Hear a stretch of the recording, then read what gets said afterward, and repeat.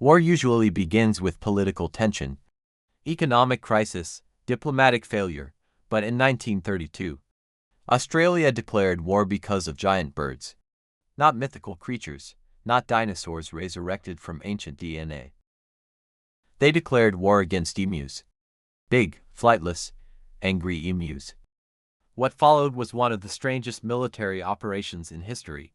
Humans versus birds, guns versus feathers, strategy versus absolute chaos. And in the end, the emus won. The year was 1932. Australia was still recovering from the Great Depression and the aftermath of World War I. Thousands of soldiers had returned home, hoping to build peaceful lives as farmers in Western Australia. They were given land to grow wheat and hope for a future. But as they soon discovered, farming was kind of a war too, especially when your enemies were emus. Emus, Australia's largest birds, over 2 meters tall, fast, strong, with claws capable of tearing fences apart, and very, very hungry. Thousands migrated inland each year. But in 1932, a particularly large emu migration crossed straight through the newly cultivated wheat fields. For the farmers, this was not a minor inconvenience: fences smashed, crops destroyed, wheat supply ruined, livelihood gone, and to make matters worse, the government had reduced wheat prices, so even the wheat that survived was barely worth selling. Desperate, angry farmers looked for help. They demanded the return of the most powerful tool Australia had ever created, the Australian Army. The government listened and decided, apparently with a straight face, that the best way to solve the bird problem was to send in war veterans with machine guns, because why not? Major G.P.W. Meredith of the Royal Australian Artillery was assigned to lead the operation. His mission was simple: eliminate the emus, all of them. It would be an easy victory, of course. They were just birds, huge, fast, powerful birds. What could possibly go wrong? Reports described the emus not as a nuisance, but as organized invaders. Farmers swore. The birds were working in groups, sending scouts, and communicating positions. It sounded ridiculous, but once the battle began, it would appear that the birds were better at guerrilla tactics than anyone expected. In November 1932, the troops deployed Major Meredith to soldiers, to Lewis machine guns, 10,000 rounds of ammunition. Major Meredith's men set up their ambush. The emus were spotted.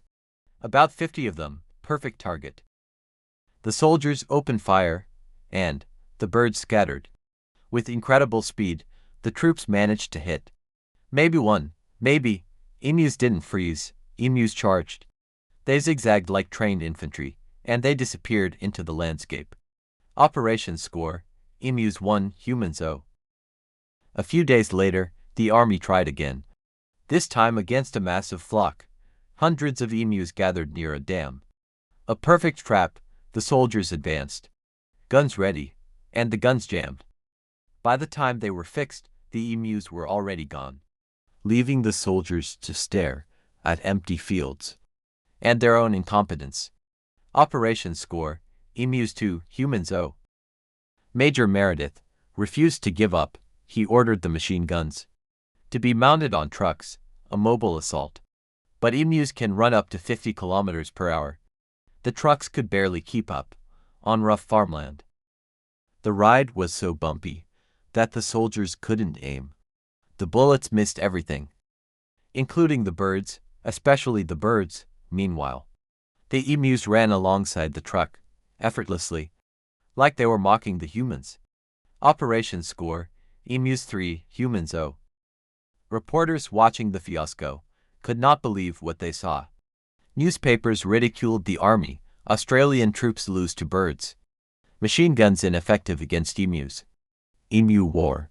Birds unharmed, soldiers embarrassed. Farmers were furious. The army was embarrassed. The emus were doing great, and the war was far from over. Major Meredith soon realized emus were not behaving like prey. They were behaving like soldiers. They divided into smaller units. They changed direction unpredictably. They had scouts, fast ones, who alerted the flock. Meredith reported, each mob has its leader. A tall, dignified bird, who keeps watch while his followers eat. A compliment, really, but Meredith meant it as a warning. These birds were tactically superior. The more the army pushed, the better the emus adapted. The soldiers tracked them carefully, only for the birds to scatter, seconds before the guns fired. It was guerrilla warfare, but with feathers. One soldier noted, they seemed to have bullet-resistant bodies. Of course, that wasn't true, but emus were so large that unless a bullet hit just right, they kept running, like tiny, angry tanks. After weeks of pursuit, the results were humiliating. Thousands of bullets fired, only a few dozen confirmed kills. Emus still destroying wheat fields. Soldiers still clueless. The army requested more ammo. Politicians asked uncomfortable questions. How do you lose to birds? It was becoming a national joke. And jokes are the one thing politicians truly fear. On November 8, just a few days into the campaign, the military command gave up. The operation was quietly halted. No victory parade, no medals, just silence. Official score so far, emus 100, army 0. Farmers refused to accept surrender. They demanded the army return. After political pressure, the military resumed the campaign on November 13. Same guns, same soldiers, same emus, same outcome. The birds continued to outmaneuver the soldiers. Damage to farms continued. Public ridicule intensified, and slowly, painfully, the government reached a conclusion. There is no honor in fighting a war you cannot win. Major Meredith, a man trained for modern warfare, was defeated by wildlife. He summarized the conflict bluntly. If we had a military division, with the bullet-carrying capacity of these birds, it would face any army in the world. Proof that sometimes, to protect your pride, you accidentally write a compliment. Even the enemy must have blushed, if birds can blush. By early December 1932, the operation ended for good.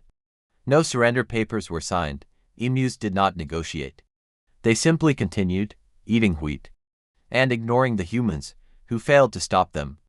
The Australian government never again attempted war against the emu population, a wise decision. Instead of bullets, Australia turned to fences. The rabbit-proof fence, already one of the longest fences in the world, was extended and strengthened to keep emus out of farmlands. No dramatic battles, no tactical bird strategies, just big fences. Sometimes the simplest solution is the smartest. In the years that followed, the story spread around the world. Journalists loved it. Schoolchildren laughed at it. Historians raised eyebrows. A whole army defeated by birds, the emu became a symbol of chaotic Australian wildlife, powerful, unpredictable. The emus did not gain official veteran benefits. No emu parades, no medals. But informally, the public celebrated them. Some joked that emus should be promoted to rank of general. Others suggested the birds should be recruited to guard Australia's borders, since they clearly knew how to stop invaders. Years later, Major Meredith was still impressed. They can face machine guns with the invulnerability of tanks. He meant it as a tactical assessment. History remembers it as an admission of defeat. No matter how he phrased it, the birds won, he lost. The Great Emu War is more than comedy. It shows what happens when humans underestimate nature. We assumed technology made us superior. Most wars are remembered for tragedy, for loss, for change. This war is remembered for its absurdity. And that's important too. History does not only teach us about power and politics, but also humility. Sometimes, the victor is not the one with the biggest guns, but the one smart enough to avoid them.